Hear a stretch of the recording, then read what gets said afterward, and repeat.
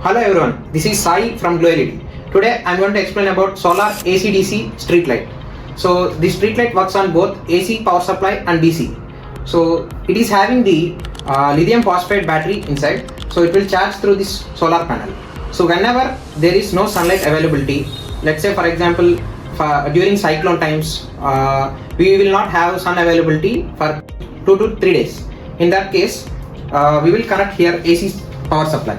So from panel we should connect this blue wire and yellow wire to this solar light, and this red wire and black wire we should connect to the AC power supply. Whenever the battery is not fully charged, then it will take power supply from the AC source. So the first preference will be given to the solar. When it is not charged, only then it will transfer into the AC power supply. Now we will check this operation. I will make this room dark, then it will switch on automatically.